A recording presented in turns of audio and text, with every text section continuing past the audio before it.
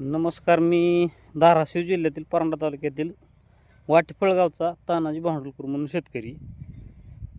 तर मी देशमुख सरांचा ते ताक अंड्याचा प्रयोग बराच बघितला होता. आयला म्हणलं आपण बी बघावा.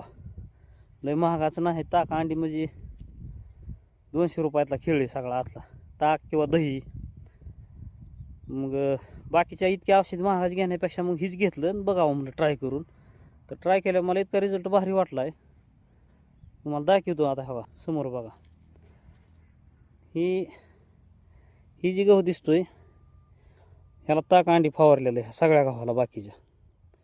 आणि ह्या 2 साऱ्या आहेत फक्त.